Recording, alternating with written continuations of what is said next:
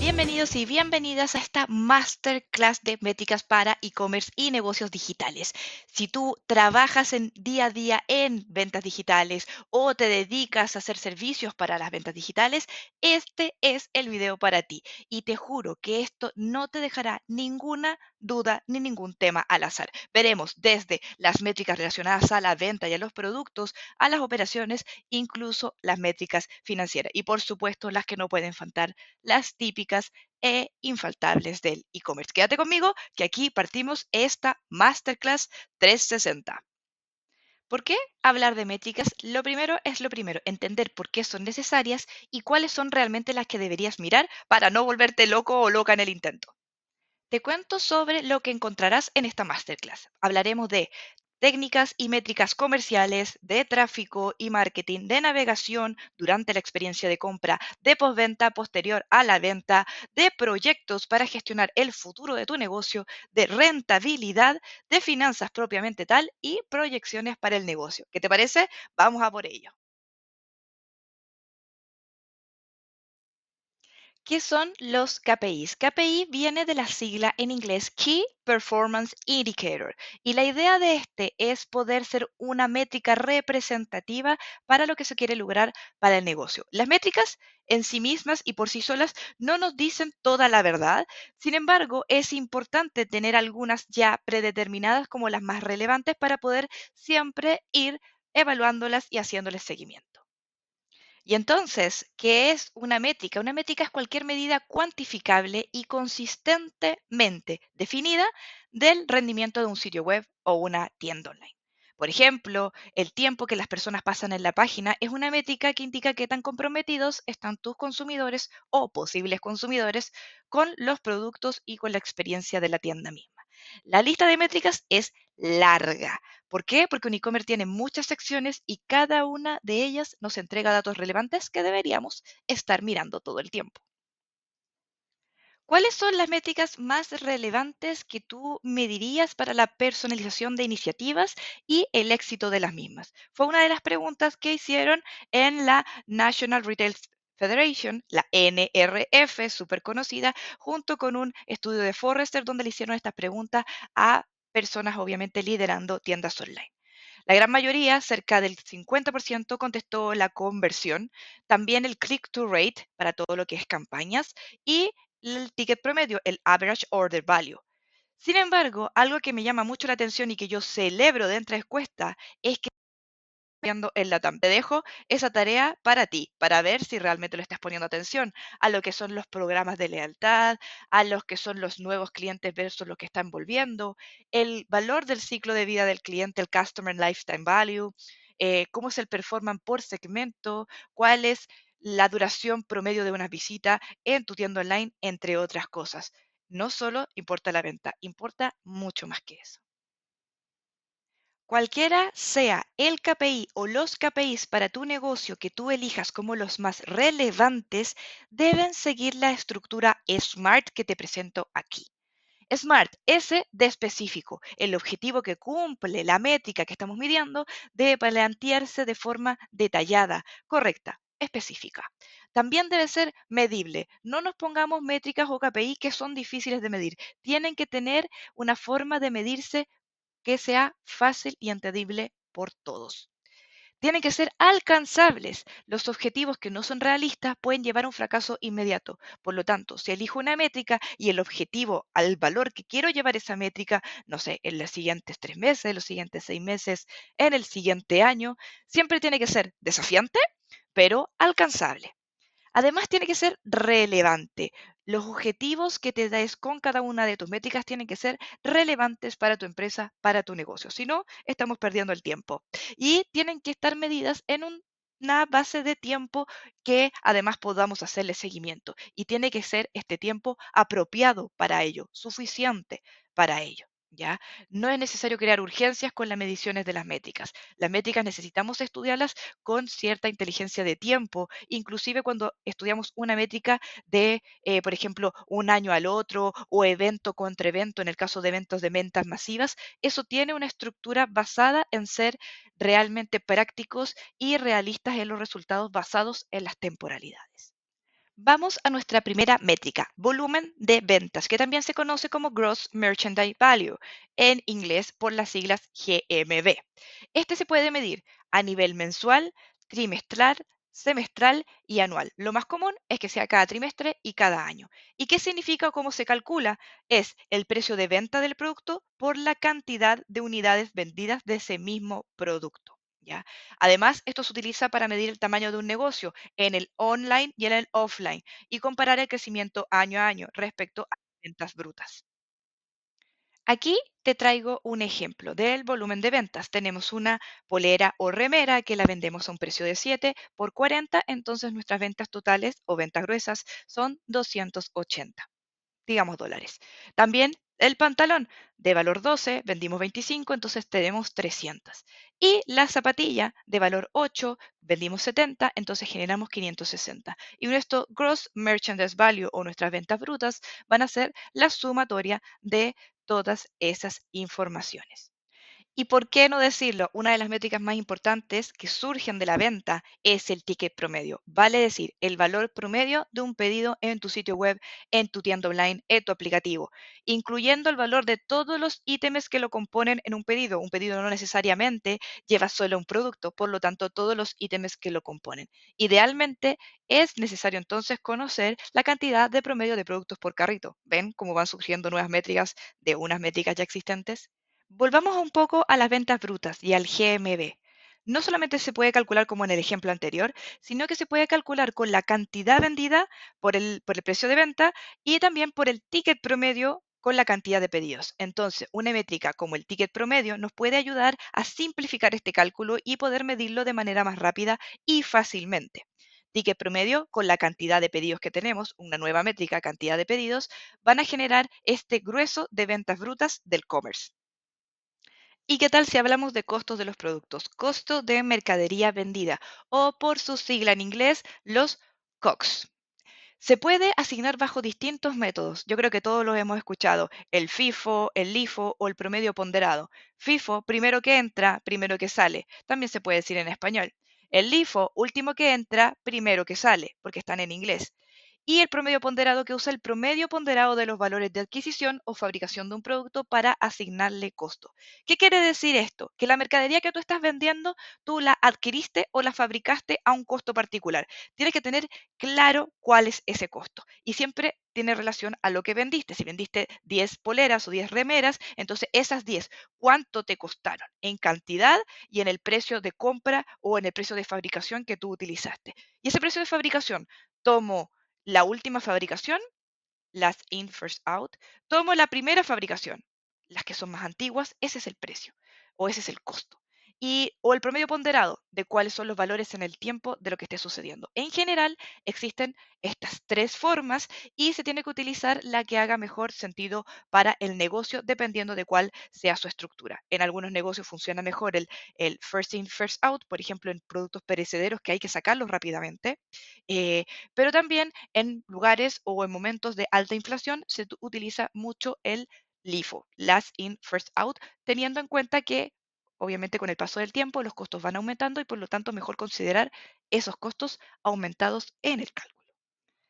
Hablemos entonces de la tasa de conversión. Sí, esa que deberías respirar, pensar, soñar, cuando te estés bañando en la ducha, pensar en ella todo el tiempo. Una de las métricas más importantes del e-commerce. Y no es porque sea una métrica que de todas maneras lo es, que resume todo, sino porque de alguna manera te explica qué tan eficiente estás siendo con el viaje completo hasta el momento de la compra, que es gran parte del viaje, no es todo, pero es gran parte del viaje del cliente. Esta se calcula como la cantidad de pedidos concretados sobre la cantidad de visitas que hubo en una tienda online.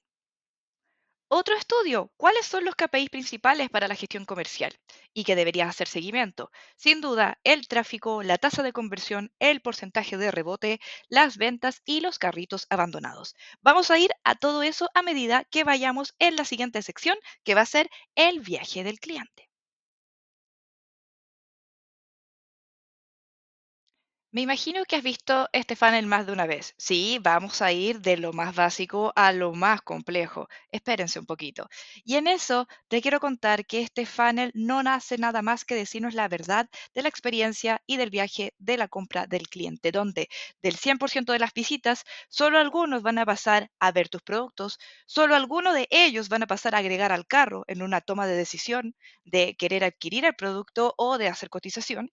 Y solo pocos de ellos van a pasar por el checkout, algunos van a completar los datos, otros no, algunos van a pasar el pago, otros no. La gran minoría va a llegar a hacerte una compra. El promedio de la tasa de conversión a nivel general es del 1%, que varía de industria a industria. Hay industrias que están hoy día en un promedio del 2% y durante periodos de alta demanda o de eventos como eventos de venta masiva, como live shopping, esta tasa suele aumentar. Si tú tienes una tasa menor al 1%, es ahí donde hay que empezar a preocuparse.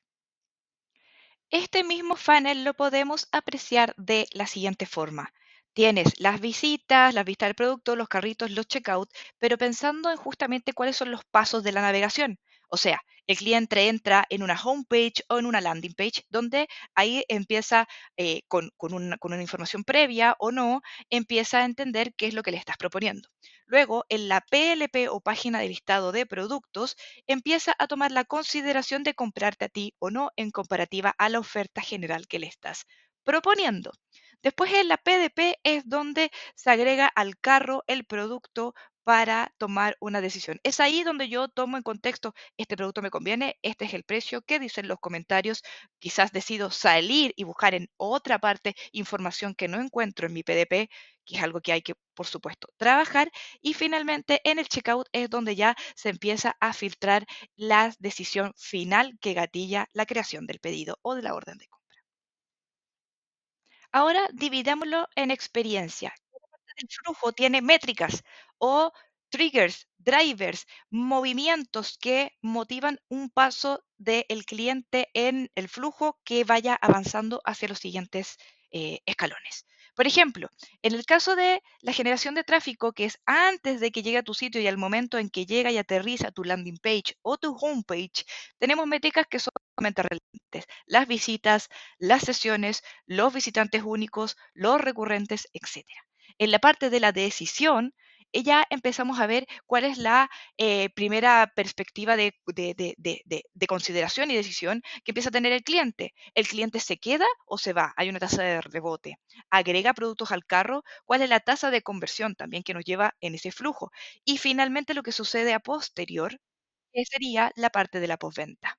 Todo lo que tiene que ver con, por ejemplo, el Net Promoter Score, el NPS, cuántas órdenes canceladas, cuántas entregas se hicieron a tiempo versus cuáles no, y justamente medir ese tipo de resultados. Indaguemos un poco más de las métricas. Visitas versus usuarios. Visitas, el total de ingresos que hay hacia tu web, hacia tu aplicación, hacia tu tienda online. Usuarios, personas reales ingresando al sitio web. Es diferente porque un usuario puede generar varias visitas al mismo tiempo, o sea, en el tiempo.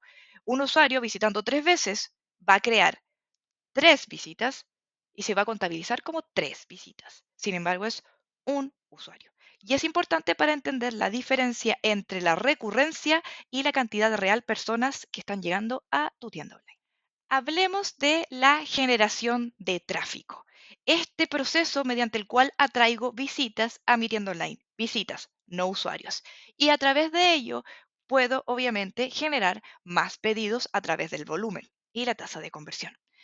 ¿Cómo hacemos esto? Esto se puede hacer de dos formas, por supuesto, con la derivación de tráfico orgánico, todo lo que yo trabaje en términos de contenidos, estructura del sitio, reputación, entre otras cosas relacionadas al SEO.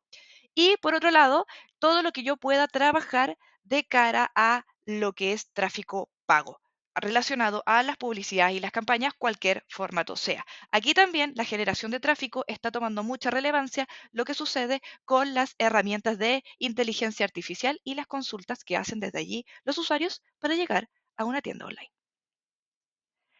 Hay muchos consejos que se pueden dar para hablar de cómo el cliente avanza por el flujo. Tener buenos contenidos, tener una buena landing, que la página performe bien, para cuando llegue no se espante la persona. También que la exploración y la navegación sea clara, no tenga demasiados clics y te lleve directamente a ayudar al cliente a encontrar lo que busca. También que la información no genere fricción, como falta de información, información confusa, un atributo que dice una cosa y otro que dice otra, ¿cierto? Y después tener, por supuesto, medios de pago que le sirvan al cliente, opciones de logística que le sirvan al cliente para que finalmente llegue a la acción. Fuera de todo eso, el llamado de lo que quiero que te quedes en la cabeza de esta super masterclass de métricas es que no solo una métrica como la tasa de conversión es importante para entender lo que pasa por tu web o estar valorando cómo lo estás haciendo, sino que entender esto paso a paso, qué está sucediendo, te va a permitir tomar las mejores decisiones con respecto a dónde está el problema, qué cosas puedes mejorar y cómo mejorar la experiencia de tu cliente. Hablemos de la generación de tráfico directamente en métricas. Una de las métricas más relevantes es el retorno sobre la inversión de los medios o los pagos digitales, que en general se conoce como ROAS, pero es un tipo de ROI, de un retorno para la inversión. Y en general hablamos de parámetros. Se dice que si el ROAS o el ROI de la inversión en media está entre el 4 a 6 veces, es razonable ese gasto. Ojalá siempre sea sobre 10 veces para poder decir que estamos siendo eficientes en nuestra inversión para generar tráfico. ¿Por qué? Porque esta no va a ser la única inversión que haya que incurrir para que ese cliente decida comprar finalmente.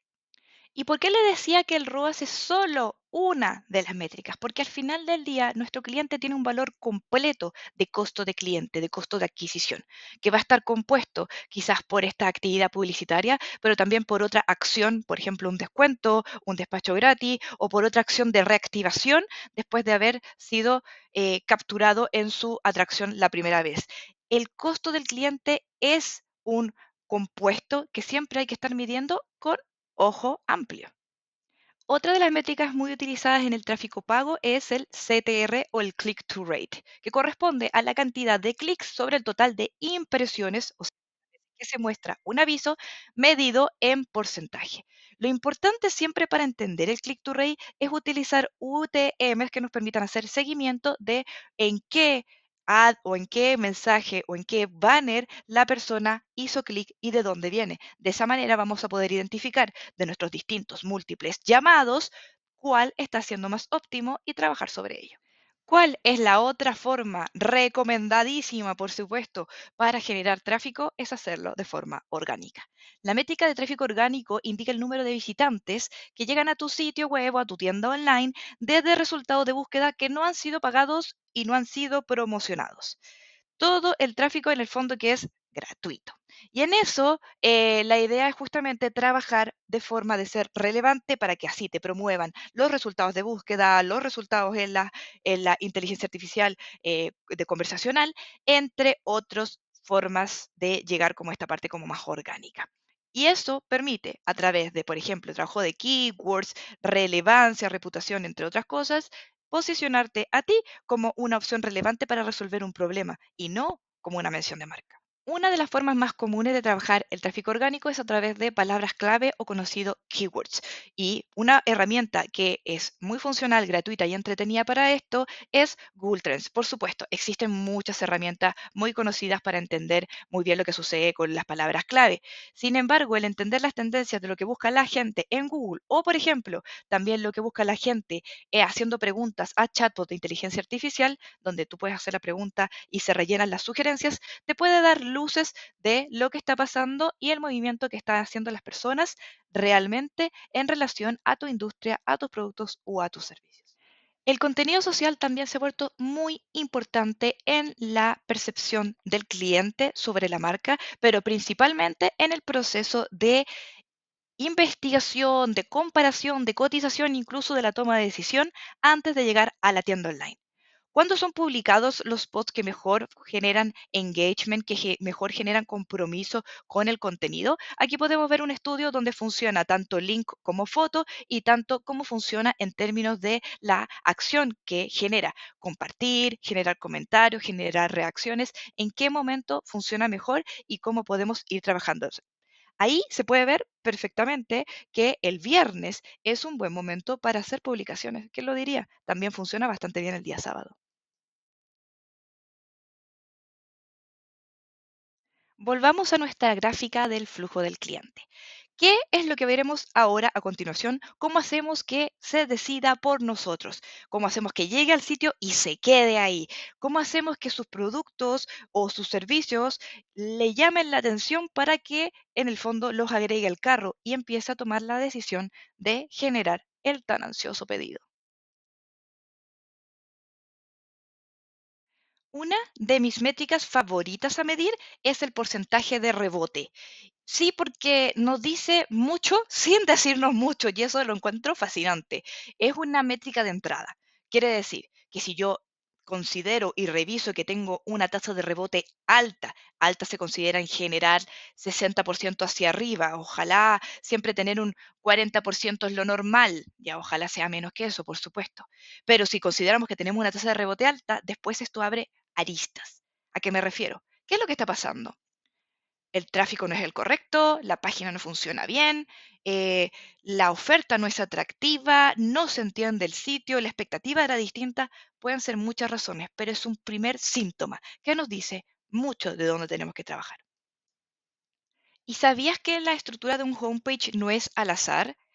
Tiene un orden predeterminado que ya sigue las buenas prácticas, pero que además tiene que depender de lo que tú quieras promover en tu sitio. Por ejemplo, lo más común es que los ítems de acción como el login, el carrito, la barra de búsqueda, el logo del sitio y el menú estén arriba para que sean fácilmente vistos, porque el 100% de las personas que entra a tu sitio va a ver eso. Sin embargo, a medida que va bajando la información, menos personas van a llegar hasta el final.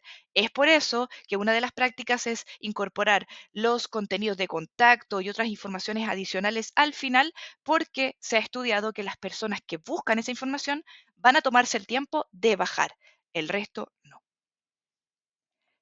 Detengámonos en algunos elementos, porque la verdad es que cada uno de los elementos de tu tienda online son medibles y deberías medirlos. Por ejemplo, el buscador. Se sabe que, por estudios, sobre el 70% de los usuarios utiliza la barra de búsqueda al ingresar al sitio, incluso sin haber visto nada hacia abajo.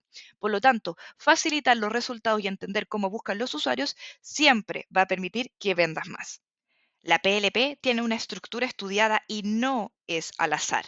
Siempre la experiencia del usuario va a ser venta. Experiencia del usuario va a ser venta. Disponer el producto de manera atractiva al consumidor es venta. Evitar fugas es venta. La PLP debe mostrar los productos de una categoría o de un resultado de búsqueda de manera ordenada y fácil de navegar, con los atributos a la izquierda y los atributos bien adicionados. ¿A qué me refiero con esto? Que si tenemos productos que son de cierto atributo, por ejemplo, de cierto color, estén todos bien clasificados dentro de ese color y no queden productos sin clasificar o productos volando. Eso es muy importante para la experiencia del usuario. La página de producto también tiene sus secretos. Debe mostrar todos los detalles del producto específico: nombre, descripción, fotografía, video, precio, comentarios, atributos, información de envío, recomendación, todo lo que se pueda. Los estudios sugieren que el 98% de los usuarios pueden no continuar una compra por falta de información o información equivocada o incompleta en la PDP. 98%. Importantísimo. Y el carrito, por supuesto, si ya hicimos todo el esfuerzo de que hayan pasado por todo el flujo, en el carrito no podemos fallar.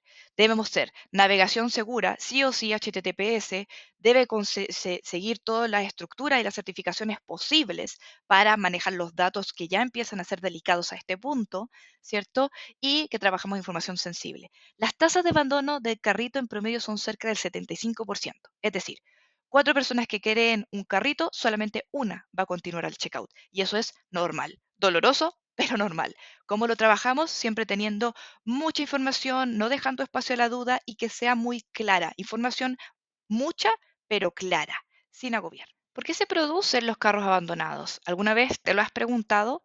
Bueno, hay varios estudios que dan algunas luces. A mí me gusta mucho esta gráfica por las razones que implica. ¿Por qué se producen? Solo estaba mirando, sin intención real de compra. Estaba vitrineando. Habían sobrecostes inesperados, generalmente relacionados a la logística y a los a los costos de envío. También la obligación de registro, algo que hay que evitar, especialmente si tenemos formularios de registro gigantescos que preguntan cosas que no necesitamos saber sobre el cliente para poder despacharle el pedido. El proceso de compra que sea largo o complejo, lo mismo anterior, siempre debe ser fácil y sin fricción.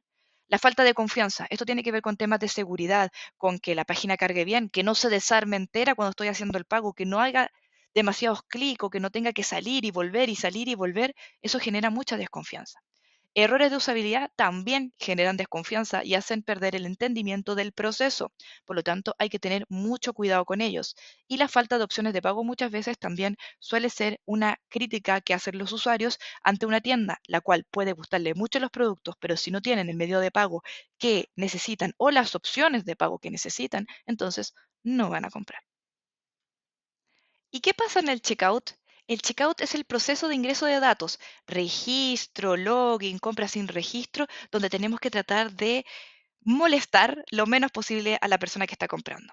Vale decir, por ejemplo, no podemos pedirle que ponga un montón de datos o, por ejemplo, que empiece a recuperar una contraseña que ha caducado, porque lo estamos llevando a otro proceso, que es un proceso de login que no debería ser un gatillante de una fricción durante el proceso de checkout. Por lo tanto, mejores prácticas o funcionalidades, por ejemplo, como claves dinámicas o la compra sin registro y que después de que compró le puede hacer un check para poder crearle una cuenta, son siempre mejores funciones para ayudar a la conversión y está súper probado. Además, también todo el tema con los medios de pago y las opciones logísticas. Si es una sorpresa, un nuevo cálculo logístico, ya sea en tiempos de espera o en precio de despacho, vas a tener fugas y por lo tanto hay que evitarlo. Siempre la información lo más clara posible y lo más temprano posible para la experiencia del cliente. ¿Qué dicen los estudios sobre las razones del abandono de las compras online? Generalmente están gatillados, más de un 53%, en los costos extras o elevados de envíos, tasas, impuestos que no estaban previstos.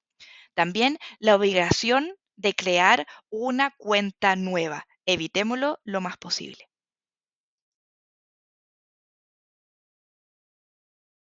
Y déjame contarte algo más sobre la tasa de agregar al carro. Si bien la mayoría de los estudios dice que es uno de cada cuatro personas las que continúan con el carro, algunos estudios con más esfuerzos en marketing y en usabilidad han logrado que sea ese número un 30 o un 40% en el mejor de los casos. Se puede trabajar y obviamente hace la diferencia. Pero también hay que decir que en contextualizaciones, por ejemplo, de eh, acciones de mercado, de precios, de competitividad del producto mismo, las características del producto o servicio mismo, pueden hacer que estas tasas incluso sean menores. Y por lo tanto, siempre hay que evaluar acciones adicionales que pudieran ayudar a gestionar esta tasa del carrito. Una de las técnicas más usadas es la recuperación de carros y se utiliza mucho a través del email de recuperación de carros, como dejaste abandonado tu pedido, te extrañamos tanto o no pierdas esta oportunidad. Pero también se hace con otras metodologías, como la conversación a través de herramientas de mensajería como WhatsApp o también haciendo un llamado de recuperación. Les voy a dar un ejemplo. Aquí, pensando en una compra de ticket promedio de 200 con carritos abandonados, 1000 carritos abandonados al ejemplo, recovery regular, utilizando y gatillando, utilizando email para hacer una recuperación de carrito, generalmente es de $16,000 de venta que se estaba dejando sobre la mesa y que si no hubieras enviado ese carrito, ese email de carrito abandonado, no hubieras hecho esa venta. ¿Cómo funciona eso cuando uno hace un after call, ya sea por mensajería directa o a través del teléfono? Esto aumenta prácticamente un poco casi cuatro veces a $44,000. La tasa de conversión de un email de e-commerce es de 8%, la tasa de after call es de un 22% promedio. El after call se debe hacer sí inmediatamente después de que se ha abandonado el carrito. Hay muchas estrategias y servicios para esto, pero para que veas hay mucho dinero que queda sobre la mesa y que tú sí puedes recuperar.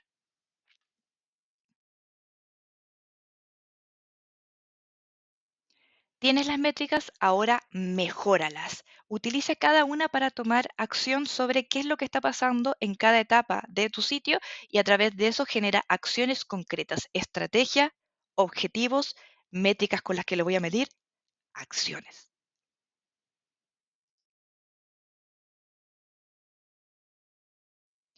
¿Recuerdas este gráfico? Ahora vamos a ver qué pasa en las siguientes etapas y cómo podemos hacer que el cliente siga generando amor por nuestra marca incluso después de comprar, para que pueda recomendarte o para que pueda volver a comprarte.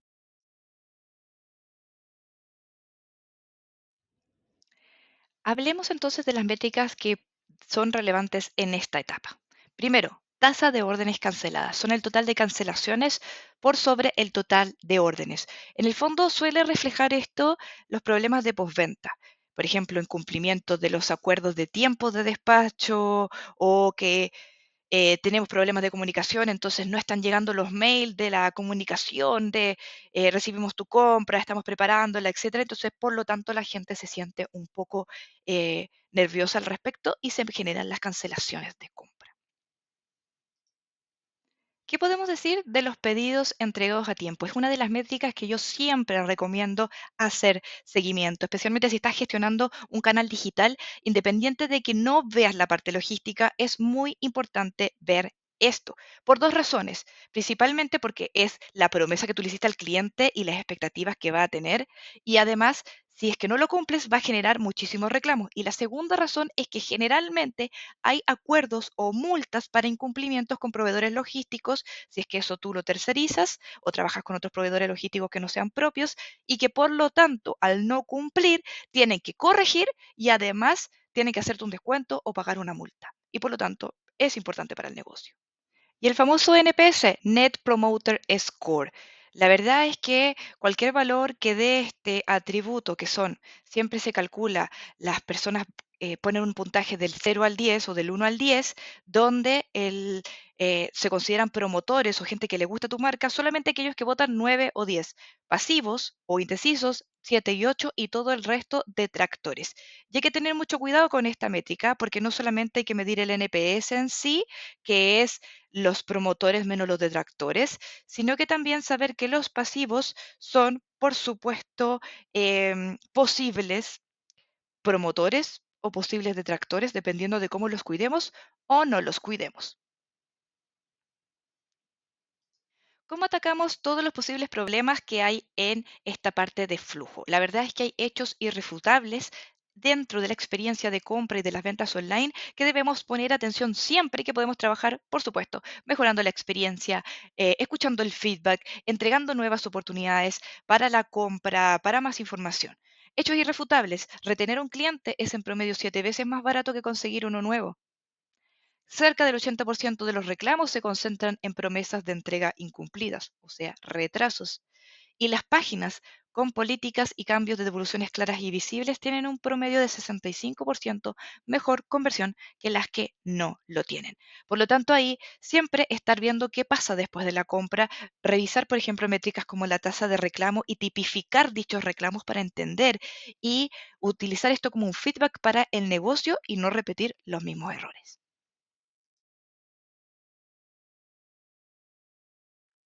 ¿Recuerdas cuando hablamos de GMB? Bueno, en la postventa es donde empezamos a darnos cuenta de afectaciones hacia las ventas brutas, porque es en la postventa donde se producen los cambios, las devoluciones, las cancelaciones, las mermas, se pierden productos, se los roban, explotan o venían defectuosos y por lo tanto se van a devolver.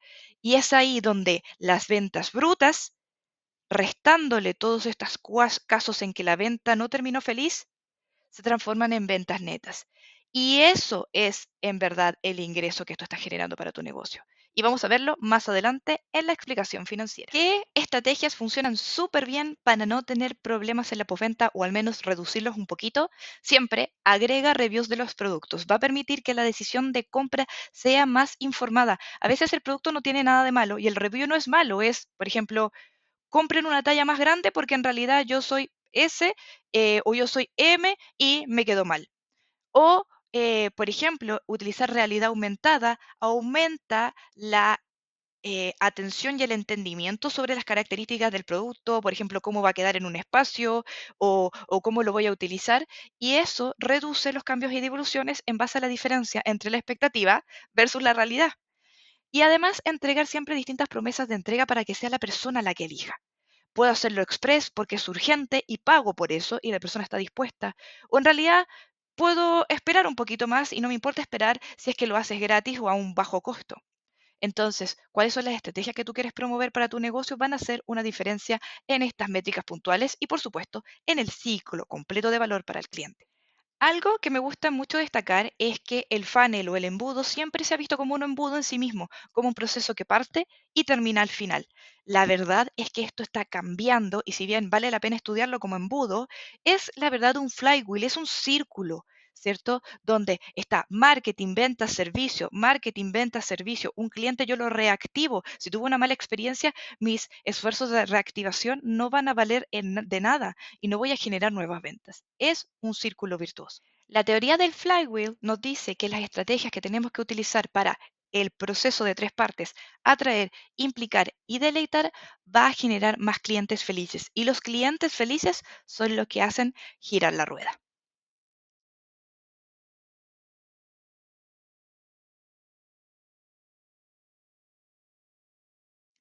Y si me conoces, sabes que a mí me obsesiona esta temática. No solamente entiende a tus clientes por su perfilamiento como buyer persona o por los segmentos en los que tú los has clasificado. Entiende también que un mismo cliente de una generación diferente tiene expectativas diferentes y trabaja de forma diferente con las marcas. Por ejemplo, los millennials siempre esperan una respuesta inmediata de servicio al cliente, pasan más tiempo buscando una personalización de la experiencia, les gusta o están propensos a cambiar de competidor, a comprarle a otros si tuvieron una mala experiencia, no perdonan jamás. Y además no les gusta tener muchas interacciones con servicio al cliente. En cambio, la generación Z prefiere autogestionarse completamente, cree que las experiencias personalizadas no son exclusivas de las marcas premium, sino que deberían estar en todos lados. Ojo ahí con estos clientes, pasan más tiempo buscando información antes de hacer una compra que cualquier otro espectro generacional y también les preocupa un poquito menos todo lo que tiene que ver con privacidad de datos, sin embargo siempre es importante comunicarles sobre aquello. Ahora que sabes más sobre eso, sigamos con esta masterclass. Ya hablamos sobre las métricas, ahora veamos cómo las llevamos a cabo, cómo las ejecutamos y las planificamos. Déjame comentarte que la métrica es sencillamente una forma de medir un objetivo que tú te planteas. Esos objetivos se vuelven ejecutables a través de las acciones y que buscan llegar a la implementación o a un logro a través de una idea principal que es la estrategia. En base a eso, existen distintas formas de gestionar el alcanzar dichos objetivos que se clasificarían como tipos de proyecto, donde aquí tenemos tres tipos que puedes visualizar y comparar a ver cuál funcionaría mejor para el caso de la aplicación en tu negocio. Cuando trabajas proyectos y los evalúas ya sea internamente o con un proveedor, tienes dos formatos principales en los que estos se pueden medir, a precio fijo y tiempo y materiales. En precio fijo tienes un alcance delimitado y un precio que determina ese alcance con todos los requerimientos que tú solicitaste en un principio. Eso va a ser siempre controlado y sin salirse de la línea. Por otro lado, tiempo y materiales va a ser un presupuesto más variable que va a depender de las tareas, cuánto duran estas, cuál es su esfuerzo y por supuesto cómo las vas priorizando. Esto te permite mayor flexibilidad, pero se pierde un poco del control de presupuesto. Ahí tienes que elegir qué es lo que mejor te conviene. Todos los proyectos tienen fases. Cuando tú pienses en la implementación de alguna acción que va a mejorar la métrica, tienes que pensar que esto va a tener un periodo de implementación, un kickoff, un modelamiento, después la planificación del mismo, después la implementación o ejecución, después hay que monitorearlo para después hacer el cierre. Esto va a tomar un tiempo y por lo tanto tú siempre deberías medir que la métrica que has identificado como tu métrica principal y que vas a ser parte del proyecto, va a estar ejecutable solamente desde el momento en que esté en producción, es decir, del cierre del proyecto y no antes. Por lo tanto, siempre ten en cuenta eso a la planificación de tus resultados de negocio. Los proyectos además no conviven solo por sí mismos, conviven con otros proyectos y también con la operación del día a día, donde se producen cuellos de botella, dependencias, trabajos que no van a permitir avanzar en la Gantt con lo que se llama la ruta crítica. Debes tener en consideración todas estas cosas cuando hables de la implementación de un proyecto que te va a permitir mejorar una métrica. Cuando hablamos de proyectos es muy relevante poder identificar qué es lo que tú quieres mejorar. Por ejemplo, quiero mejorar los tiempos de carga del sitio, por lo tanto voy a trabajar en proyectos que permitan mejorar la performance del sitio. ¿Qué va a implicar esto? ¿Cuándo se realizan estos cambios? ¿Qué dependencias hay? ¿Voy a poder seguir vendiendo todo el tiempo o voy a tener que parar? ¿Hay que bajar el sitio? ¿Cómo voy a ver los resultados y cuánto tiempo se van a demorar en verse reflejados para yo poder confiar en los nuevos valores de la métrica que estoy midiendo? Todas esas preguntas y más es parte de la gestión de proyecto.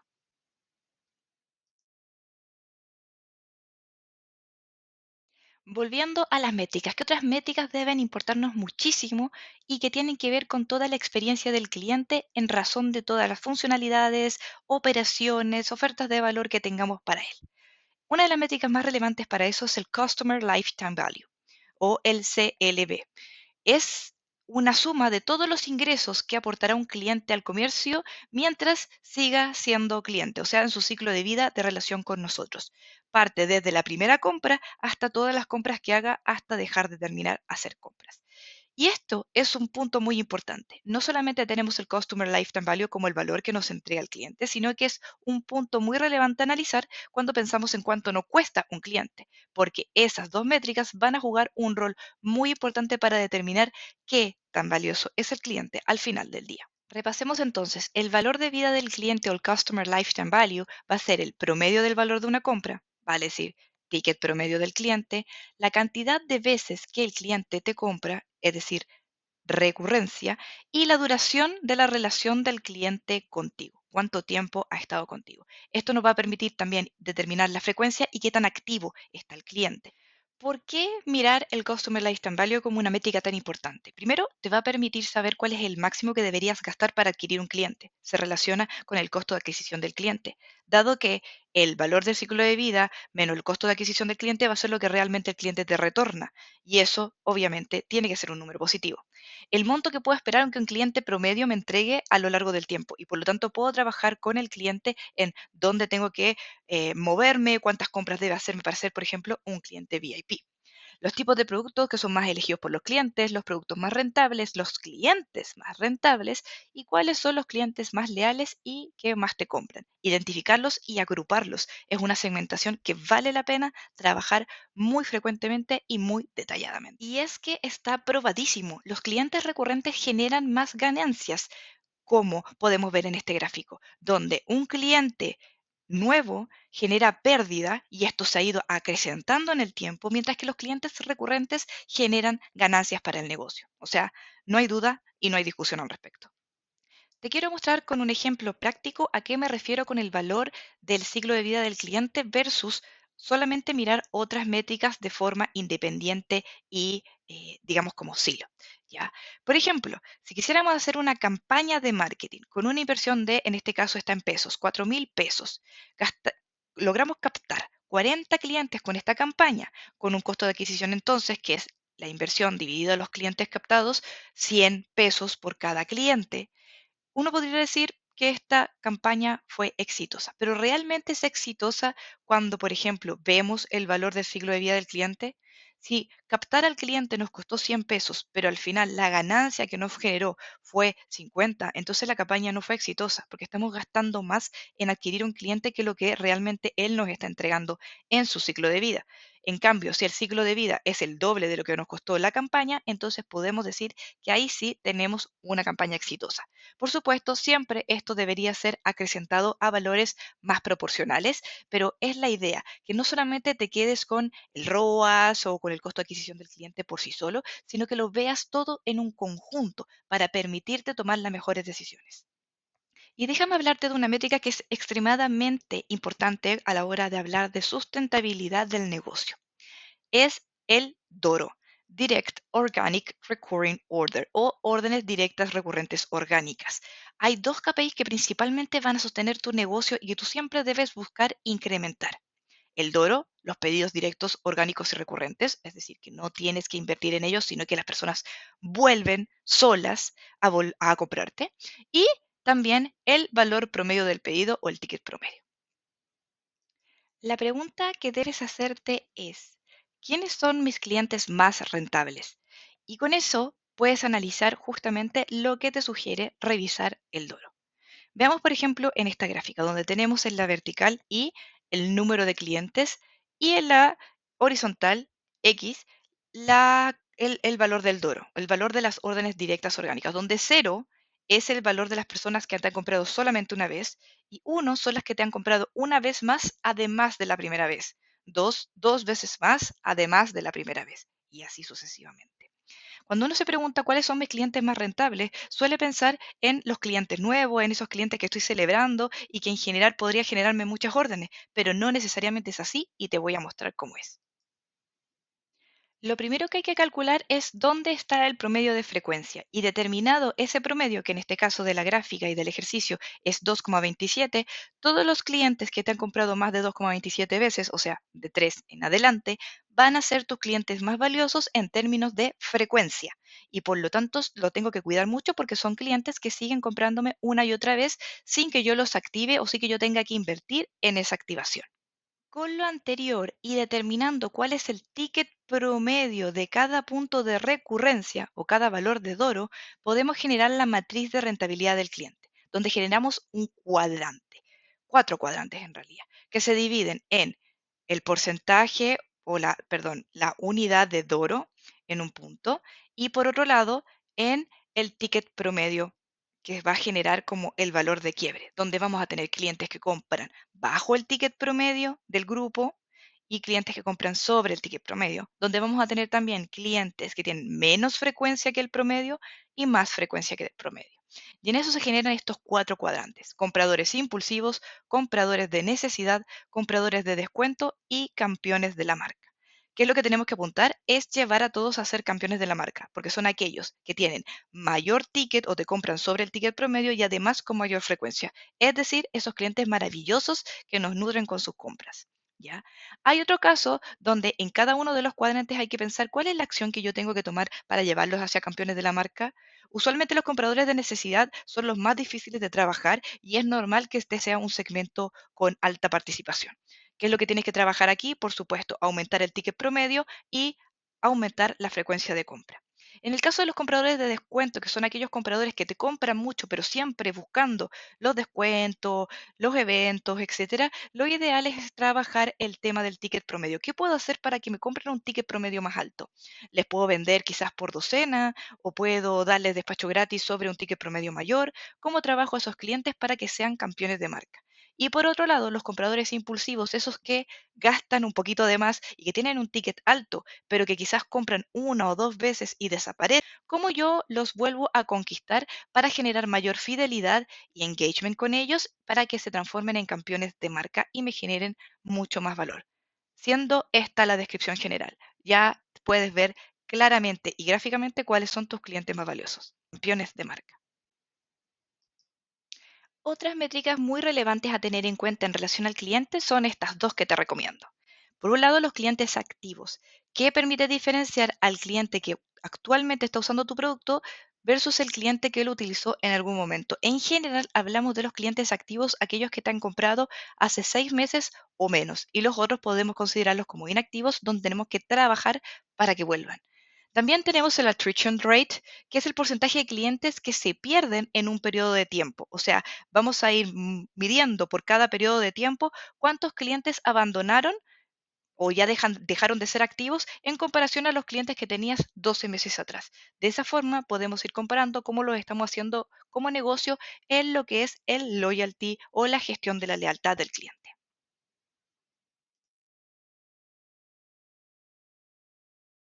Hablemos ahora de la platita, del dinero, de las finanzas y cómo no partir con el tan conocido, no muchas veces tan amado, P&L, que significa Profit and Loss por sus siglas en inglés o estado de pérdidas y ganancias o estado de resultados, que yo creo que es como todos más lo conocemos en el español. Es un estado es una información de un momento dado, de una semana, de un mes, de un semestre, de un trimestre, de un año, de los resultados operativos y productivos de la empresa. Aquí no se mezclan aspectos contables que, por ejemplo, como la depreciación, los intereses, los créditos a pagar o las inversiones iniciales, sino que aquí lo que vemos es operatividad, solamente movimientos de ingreso y salida en la operación del día a día del negocio. Y es que el estado de resultados principalmente se define por sus componentes, que son ingresos y egresos para llegar a un resultado. En los ingresos tenemos las ventas brutas que se generan durante el periodo que estamos analizando, menos las cancelaciones y devoluciones que van a generar las ventas netas.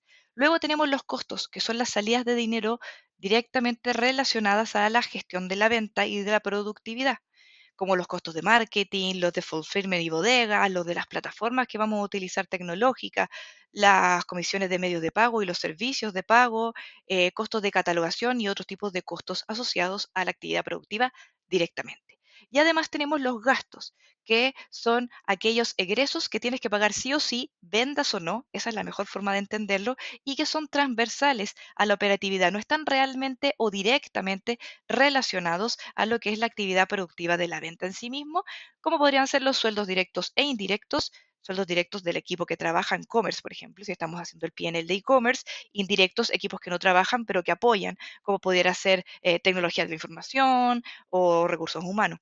El mantenimiento, la infraestructura, los servicios externos, también si trabajamos con agencias, eso también es un gasto recurrente o mensual o del periodo que estemos evaluando, alquileres, servicios básicos, luz, agua, gas, lo que necesitamos para vivir y para operar. Así es que todo eso es muy importante y es parte de esta definición. Tomando en cuenta los ingresos que podrían ser en su mayoría ventas, pero por ejemplo también si tú eres un marketplace, podrían ser comisiones que tú cobras por vender, porque vendan en tu marketplace, u otro tipo de ingresos, no sé, retail media u otras cosas que tú hagas, ¿ya? Todos esos ingresos menos los costos, menos los gastos, van a dar el resultado, que el resultado comúnmente le llamamos utilidad. ¿Cómo luce un PNL? Así, no muy sexy, pero sí con mucha información. Y déjame decirte algo, el desafío aquí realmente no es tratar de entender el template, porque hay muchos templates que te sirven para utilizar esto, sino que lo que realmente va a ser un desafío es tratar de entender cómo se componen las distintas métricas o de incluso obtener la información que muchas veces no nos es transparente cuando estamos administrando un canal digital. Por ejemplo, aquí podemos ver todo lo que tiene que ver con los ingresos, tráfico, ticket promedio y con eso, por supuesto, tasa de conversión y con eso sacar cuántas son las ventas brutas, cuántas de esas se devolvieron, se cancelaron, ¿cierto? Para calcular nuestras ventas netas o nuestros ingresos netos, que pudieran ser ventas o otros ingresos como ya mencioné anteriormente. Además, el costo de la mercadería vendida, como lo vimos antes, ¿cierto? Que son estos costos que va a generar el margen bruto al final del día, que es el valor por el que yo compro y fabrico, que me cuesta, versus el valor que yo vendo, margen bruto, ¿cierto? Y luego todos los costos directos, costos de tráfico, de marketing, sea todos los trabajos que tenemos que hacer para mejorar nuestro orgánico, obviamente el tráfico pagado, los costos de fulfillment, cuánto estamos, por ejemplo, subsidiando por envío en caso de, por ejemplo, trabajar envío gratis o subsidiar de alguna manera ese valor, si es que lo hacemos, el costo de gestionar la bodega, de sistemas al respecto de insumos, cajas, envoltorios, bolsas, lo que sea, ¿cierto? La plataforma en sí mismo, costos fijos, costos variables, variables sobre las ventas, los medios de pago, variables sobre las ventas generalmente, ¿cierto? Antifraude o no antifraude, entre otro tipo de servicios. Y además, catalogación u otros, organización de las órdenes, gestión de catálogo, información de los productos, servicios directos, buscador, vitrina, fotografías, video, etcétera, etcétera, etcétera. Considerando esto como el total de los costos. En eso se genera un margen entonces total al final del día, con donde se reducen los gastos y reduciendo todos los gastos es que llegamos a la utilidad neta.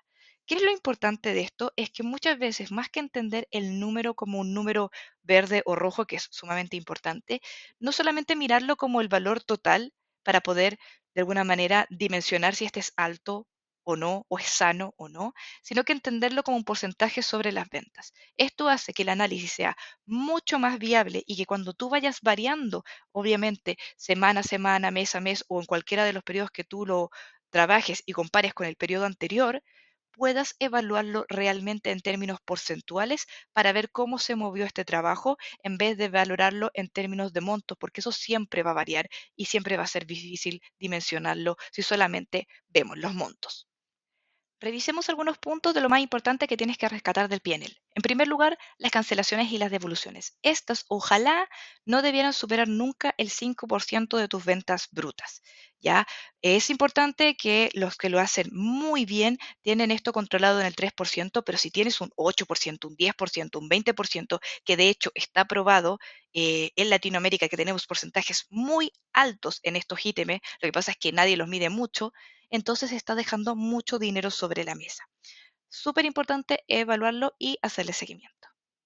¿Qué te puedo decir sobre los costos de fulfillment? Bueno, la verdad es que hay mucho. Depende de las distintas geografías, existen distintos desafíos para poder mejorar y optimizar estos costos que generalmente son difíciles de optimizar. Es normal que como porcentaje sobre las ventas esto valga un 10%, un 15%. Por supuesto, siempre hay que buscar optimizarlo, pero nunca a costa de mm, desmerecer o hacer una peor experiencia de cliente. Una cosa muy interesante que yo creo en este punto se puede evaluar es ir probando en qué pasa si hoy en día, por ejemplo, subsidio la mitad del costo del envío o no la subsidio para nada, y ahora empiezo a subsidiarla, es decir, no ofrezco envío gratis, pero después sí lo ofrezco, ¿cuánto más voy a vender? Y claro, por supuesto, si uno lo ve en números, esto se va a ver súper fuerte reflejado en estos costos de aquí. Van a aumentar los costos en términos numéricos, pero si es que hacemos envío gratis y vendemos más, entonces porcentualmente esto pudiera variar como porcentaje sobre las ventas. Esas son las estrategias que tienes que ir evaluando y para lo que te sirve jugar un poco con el P&L. Y costos de las plataformas, uy, revenue share, costo fijo, qué me conviene. Siempre tienes que hacer el ejercicio también basándote en el porcentaje de participación de las ventas. No solamente con el revenue share, sino que con cualquiera, porque al final del día la plataforma lo que te tiene que traer es que vendas más, que no tengas problemas, obviamente, por ejemplo, que se caiga o que no responda en ciertos momentos que son muy importantes, ¿cierto? Pero además de eso, que siempre te dé las opciones de ir vendiendo más, que te traiga las funcionalidades de ir vendiendo más. Es por eso que no siempre la plataforma más barata es la mejor. La mejor va a ser la que te entregue un mejor valor en relación a lo que vendes. Por lo tanto, si cuesta un poquito más, pero vas a vender mucho más y por lo tanto el porcentaje de costo sobre las ventas va a ser menor, entonces esa es la decisión que tienes que tomar y eso es lo que deberías estar evaluando. En general, este porcentaje no debería superar el 4%. Y por supuesto, medio de pago, tipos de pago y pasarelas de pago siempre va a ser un tema interesante a revisar. Esto también no debería superar el 4%, aunque es normal que en etapas iniciales, cuando uno no tiene tanto poder de negociación o es más pequeño, esto sea alrededor de un 6%, pero a medida que va creciendo, debería estar siempre entre un 3, un 4%, ojalá menos. Y esto va a depender también de que nosotros conozcamos bien cuáles son los componentes de este servicio. Por un lado, es un agregador, lo hace todo, es un gateway, tiene antifraude, no tiene antifraude, y por otro lado conocer los medios de pago preferidos por nuestros clientes. ¿Prefieren pagar en efectivo, con entrega, con billeteras digitales, con débito, con crédito? La verdad es que esto es distinto dependiendo del país en donde te encuentres y siempre es importante entender el consumidor y su cultura a la hora de decidir sobre esto. También es muy buena opción evaluar más de una pasarela de pago activa, cosa de que si una falla no pierdas ventas en los procesos que se estén recorriendo ya los clientes. Recapitulando entonces, los principales KPIs que vamos a rescatar de la herramienta del PNL o estado de resultados van a ser el margen bruto, que es el precio de venta sin impuestos menos el costo de la mercadería vendida, ya es el más utilizado para medir la performance del producto en términos de cuánto nos cuesta y a cuánto lo vendemos. Está el margen neto, que son los ingresos sin impuestos menos los costos totales, que nos permite entender la rentabilidad de la actividad productiva de la empresa. Es decir, todos los costos asociados a la venta, obviamente la venta con los ingresos. Y finalmente, el EBITDA es un KPI muy interesante que se calcula al final de los resultados, donde tenemos los ingresos sin impuestos menos los costos totales menos los gastos. EBITDA significa Earnings Before Interests, Taxes, Depreciation and Amortization. y son obviamente todas las ganancias que están calculadas antes de todos estos aspectos contables, porque, como ya dije, no los vemos dentro de un estado de resultados, sino que se ven en otro tipo de análisis contable. Esto no permite, al final del día, el EBITDA, comprender cuánto dinero nos queda para operar y pagar deudas de la actividad productiva que hicimos en el proceso. Finalmente, ¿cómo llegamos a que esto fluya en el tiempo? Justamente analizando proyecciones a futuro, que es lo que tú deberías hacer siempre, entendiendo las métricas y utilizándolas de la mejor manera posible. No solamente entender qué está pasando, sino cómo las proyecto a futuro y hasta qué valor las quiero llevar. Una de las herramientas principales en finanzas para esto es el cash flow o flujo de caja, que mide la magnitud o la capacidad que tiene una empresa de generar liquidez, dinero, y por lo tanto con eso ser capaz de hacer frente a sus distintos pagos y, digamos, como obligaciones que tiene. ¿Ya? Donde existen tres flujos de movimientos de dinero, el de la actividad, que es donde nos vamos a enfocar, el de la inversión en el caso de que existan inversiones y el de financiación en el caso de que existan solicitudes de crédito primordialmente. ¿Para qué sirve finalmente medir todo esto? Primero, porque un cash flow, un flujo de caja saludable, permite mostrar la viabilidad de la empresa a largo plazo. Indica la salud económica de la empresa. Entonces, por eso uno puede adelantarse a futuros problemas o necesidades y, por supuesto, tomar acciones en el momento. También permite optimizar los gastos. Cuando uno hace un seguimiento de cash flow o proyectado, se puede dar cuenta de cómo los gastos pudieran ser duplicados, o que no les hace seguimiento y por lo tanto quizás no los estamos optimizando cuando deberíamos hacerlo. Y se puede determinar más fácilmente, más visualmente, cuánto es la carga de un costo para poder trabajarlo, obviamente, hacerle seguimiento y generar valores más positivos para el negocio. Además, permite generar mejor relación con bancos e inversores a través, obviamente, de tener una proyección más clara, de ser un negocio más seguro y por lo tanto te va a permitir conseguir más financiamiento si lo necesitas. Así luce un cash flow, fíjate que es muy similar a lo que es el P&L o el estado de resultados, pero proyectado hacia el futuro, donde además se incorpora un mes cero, que es el mes donde tenemos las inversiones iniciales o de capital. ¿Ya? Y con esto vamos proyectando no solamente los movimientos de dinero, sino que también podemos incorporar créditos o pago de proveedores y en general al final del día un saldo de caja que es la liquidez, que es el dinero que vamos teniendo. Este cash flow nos permite entender también y proyectar cuándo, por ejemplo, vamos a tener puntos de quiebre, es decir, cuándo vamos a dejar de estar en rojo y vamos a empezar a generar dinero realmente para la empresa, entre otro tipo de cosas. Así es que es muy importante y muy útil y te animo a que lo busques y lo conozcas un poquito más. ¿Y cómo nos afecta todo esto? Fíjate que según un estudio de la industria bancaria de Estados Unidos, un 82% de los pequeños negocios o los emprendedores fracasan por el solo hecho de no manejar correctamente su flujo de caja o cash flow. ¿Cómo se resuelve? Por supuesto, tomando el control del mismo. Ya para ir cerrando, ¿por qué debo medir todo esto? ¿Y por qué te hablo de esto más allá de las métricas? Porque nuestro e-commerce siempre debe tener suficiente liquidez para afrontar escenarios de negocio, para crecer o proyectarse crecimiento. Siempre para crecer vamos a necesitar inversión. Siempre para crecer vamos a necesitar inversión. Es un mantra. Necesidades de aumentar, por ejemplo, el capital de trabajo. Necesito incorporar nuevos insumos o necesito tener nuevas maquinarias o necesito contratar nuevas personas. Y necesidades de reinversión. Por ejemplo, tengo que migrar mi tienda de e-commerce o tengo que actualizar las funcionalidades con las que estoy trabajando, entre otro tipo de cosas, que van a ser siempre ahí. Siempre voy a necesitar ir actualizando y hacer reinversiones. Mídelo porque así te va a hacer todo mucho más fácil.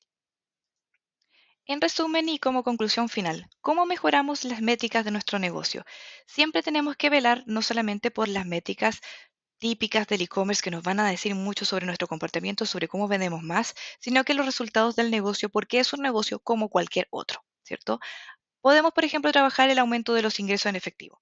Podemos tener una diversificación de productos más amplia, trabajar en nuestro long tail o quizás trabajar en un modelo de marketplace.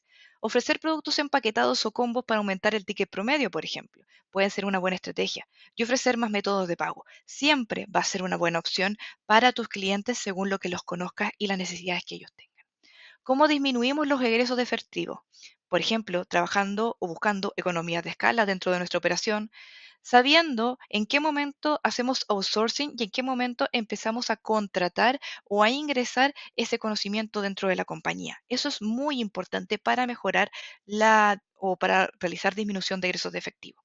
Y por supuesto, reduciendo gastos innecesarios. Les aseguro que si hacen el ejercicio del PNL y del cash flow, se van a dar cuenta que seguramente hay gastos que quizás no estaban visibilizando, o que quizás están duplicados o que no son realmente necesarios y que se pueden prescindir y con eso mejorar inmediatamente los resultados del negocio.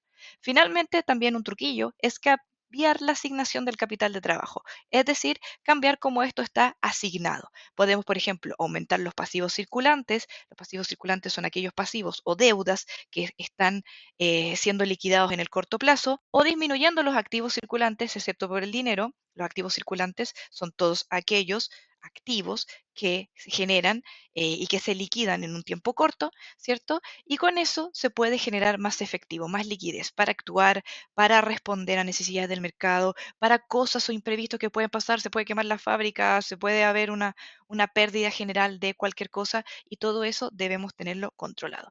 Y finalmente, convirtiendo el inventario en efectivo, es decir, vendiendo, aunque sea liquidando. Todas estas técnicas te van a ayudar a mejorar tu liquidez y por lo tanto estar mejor preparado para el futuro de tu negocio.